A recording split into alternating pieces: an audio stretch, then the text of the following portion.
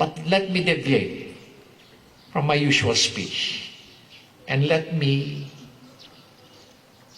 open your eyes and raise awareness of what's going on in this country. With this coming election, there will be a lot of challenges. And with the situation that we will be facing in the years to come after this pandemic or post-pandemic, so to speak, there will be a lot of challenges that this new administration will be facing to make this country afloat towards recovery. Alam niyo, kung nakikita niyo ang nangyayari sa buong bansa ngayon, elections and our electoral process, kailangan nating protektahan. Nakakalungkot that many of our politicians and so-called political strategies are making a mockery of our electoral process. When in fact, elections should be considered as something sacred, something to be respected, because we are choosing leaders to chart the future of this country. And can you just imagine people presenting themselves as political strategies, kaya lang ginagamit naman nila yung kanilang political strategies skill para maglinlang, mandaya, mapagsamantala o manamantala, to give juris up to create hatred among rival political candidates, para magsinungaling, para magninlang. Nakakalungkot. And if you go over the report of Secretary Carchua of NEDA, which he published in September 2021, and this was a result of a 6-month study na ginawa ng NEDA. Ito ang kanyang sinasabi. During this pandemic, we lost about 4.3 trillion. That is the cost of this pandemic. At ang sabi niya, for the next 10 to 40 years, we're going to lose 37 trillion more. In short, for the next 40 years, post-pandemic, uugod-ugod ang ating ekonomiya. At anong ibig sabihin nun? Yung ating mga anak, yung ating mga grandchildren will have a difficult time coping up with their careers, yung kanilang future, because our economy will suffer. Our economy will grow at a very snail pace or very slow pace. Yan ang implication yan. At ang sabi ni Carchua, or Secretary Carchua, malaki ang nawala, especially itong paghinto ng ating face-to-face na classes. And every year, na hindi pumapasok ang ating mga estudyante, nawawala ang kanilang productivity. Pati na rin yung productivity ng mga people in the educational sector, mga teachers. And that would translate to about 5.5 trillion every year.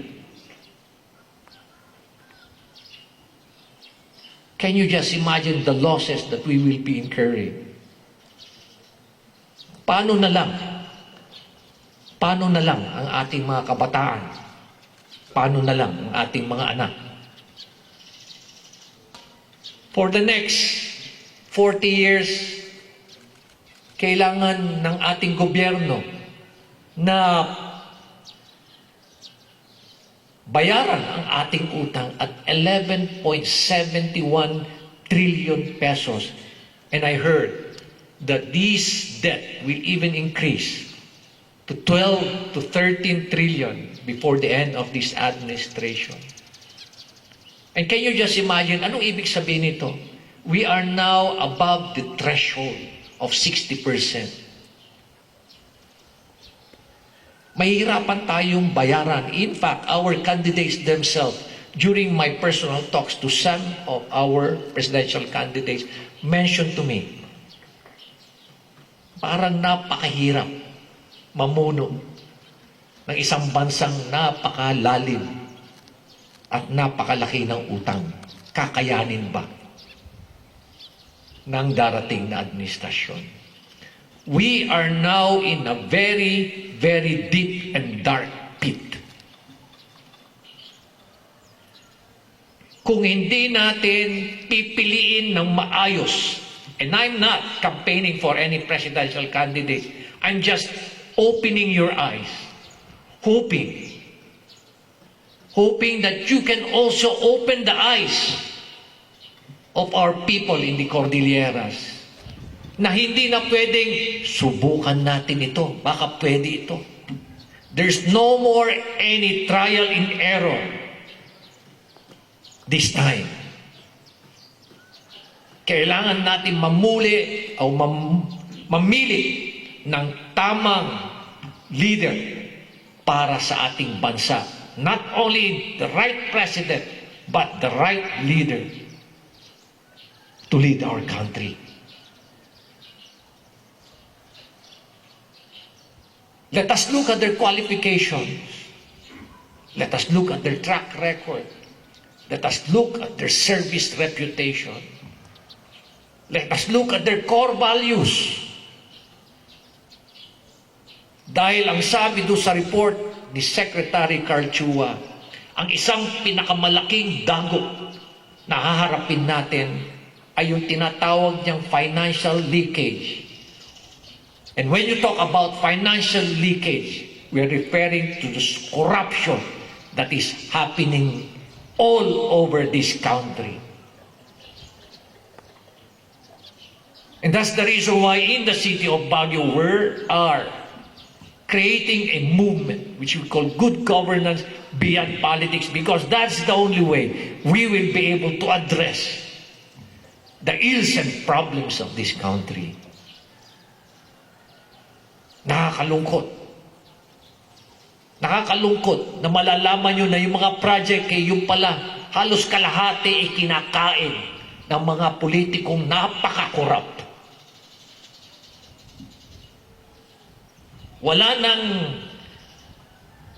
nang end yung kanilang greed, yung kanilang pagnanakaw, yung kanilang pagsasamantala.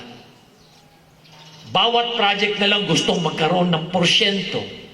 Mga politikong sila na nga, may porsyento na nga sila, sila pang kontraktor, sila pang may-ari ng hardware. Is that the kind of nation that we want? Is that the future of this country? Tayo ba'y tatahimik na lamang? Sasabihin na lang natin, kaugalian na yan. Yan na yung sistema natin. Is this the kind of legacy that we are going to give to the next generation?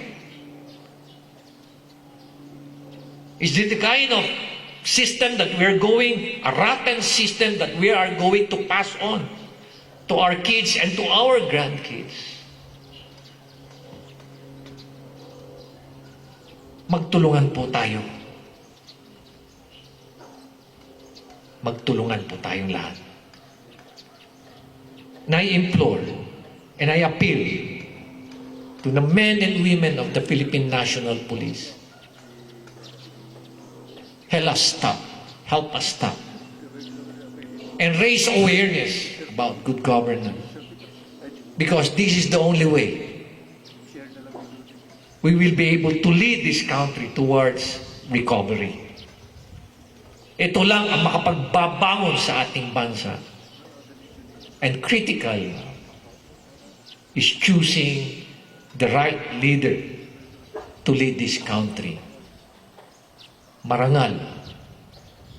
Consistently marangal. someone who is honest, someone who has integrity, someone who was able to transform big organizations, someone who is a competent leader, and finally, someone who believes in good governance. That's the kind of leader that we need to lead this country after this election.